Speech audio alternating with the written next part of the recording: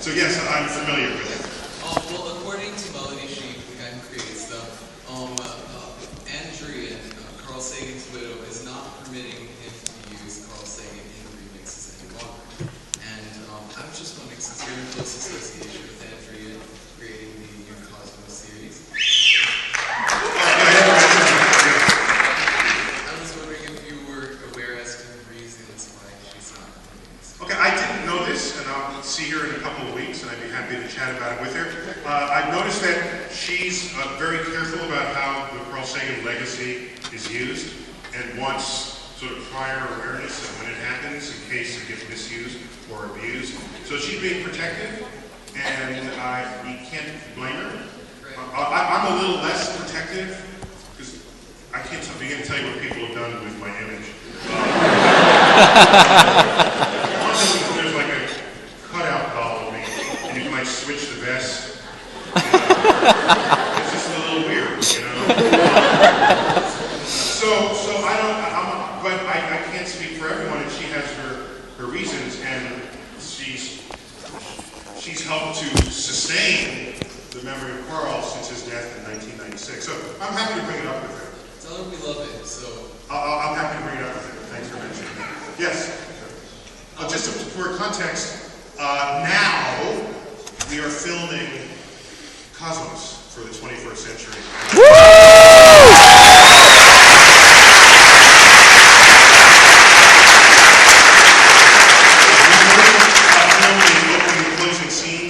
We go into studio for May, and we go around the world in June, post-production the rest of the year, so we expect it to premiere in spring of 2014, so thanks for mentioning that. Yes? I was wondering how and when you decided to become an astrophysicist. How and when I decided to become an astrophysicist? I wrote my memoir called The Sky Is Not the Limit, Adventures of an Urban Astrophysicist, and I wrote that so that I didn't have to keep answering that question. But since you're here and I'm here, and briefly, I was 9 years old, and my parents took my siblings and me around to the cultural offerings of the city. Grew up in New York. All the cultural offerings. So, hockey, opera, the zoo, the museum, the planetarium. And when I was 9, we went to the planetarium, and I've been hooked ever since. In fact, I'm pretty sure it's the universe that called me.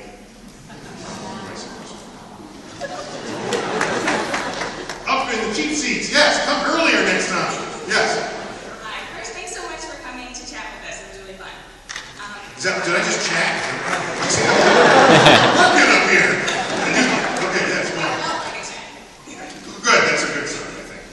My question has to do with sort of political movements to kind of deal with this lag behind anything like the U.S. Academy of Arts for STEM fields. Recently in Florida, there's been a population of arts on to make it cost less to get a degree in STEM fields as opposed to some of the social arts and practice, and I just wanted your opinion on that. Okay, so people are trying to get you interested in the STEM field and using an economic incentive, apparently. And I'm intrigued by that because in the 1960s, you didn't need special programs to get people interested in the STEM field. We were going to the moon, and the results of that enterprise were writ large across the newspapers daily. So that, in fact, you were beating people back at the door who wanted to teach physics, major in physics, understand math and engineering. So the solution here, as far as I can judge, is the quote from Saint Exupéry. It's a quote from him. And he said,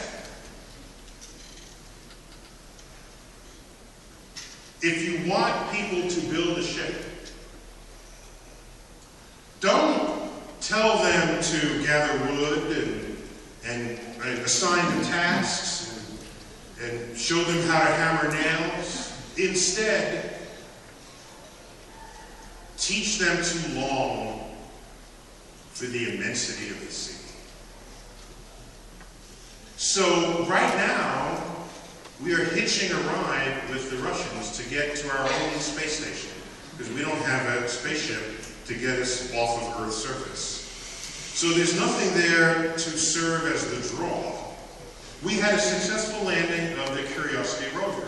If that's any indication at all as to the kind of excitement it can trigger, imagine what what dropping human footprints on Mars would do. Did you know that on the moon, while we had people there, did you know there was a rover and other landers and robots? Of course not. Because you were looking at the people. Yes, if all you have is a rover, the rover will get you pretty far. But you know who it is that will be the first people to land on Mars? They're in middle school now. Choose them. Out of middle school. Track them. Find out how they're eating, what their teachers say about them. Write about them in the newspapers. Our attention will shift. What will they be doing on Mars? What experiments will they do? On and on. And all of a sudden, Mars draws us to want to study STEM fields. And you don't have to create an economic incentive. That's like, we're capitalists. That's the first thing we think of. Make it cheaper, then more people will do it. That's simple economics. The factories are going overseas, so let's change the tax structure for the city so that they'll keep the factory. No, you know why it's going overseas? Because the workers are paid less overseas. And if you're a geopolitical corporation, it is expected that you'll take your factories overseas. That's how that works. That's how capitalism works. All right, maximizing profit. We all kind of bought into that as residents of this country. Don't turn around later and cry foul. So you want to keep your factory? What you do is innovate. We need to become an innovation nation. And when you are, the factory is building what you just innovated. And the reason why the factory can't go overseas is they haven't figured out how to build it yet. And then when they do, hand it to them because the next innovative thing is ready to be built on our soil. That's how that works.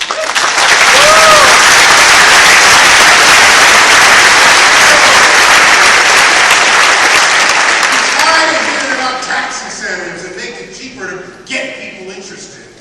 Do something worth getting interested in, and they'll be beating a path to your hero. Right here.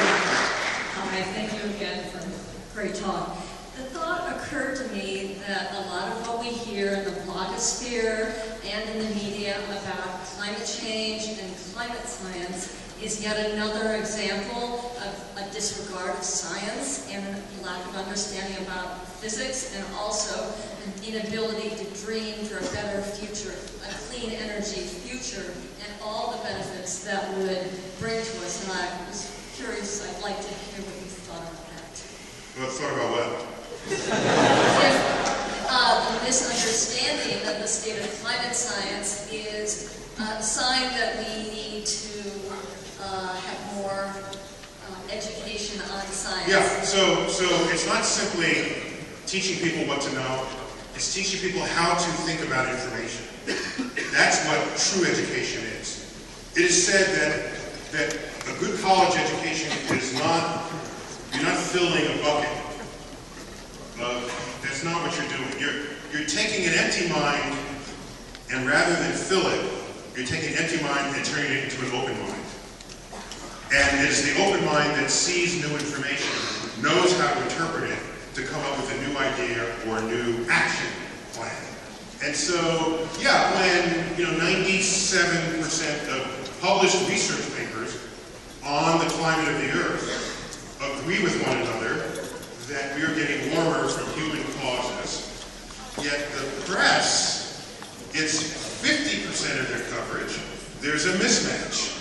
And if your only access to science is through the press, you will think that there's an actual debate going on in the scientific community, but there isn't. Okay? And it's an emergent truth. And it's been said that all great truths go through 3 phases. And I can give examples of this. The first is people say it can't be true. The second is people say it conflicts with the Bible. And the third, they say we've known it all along.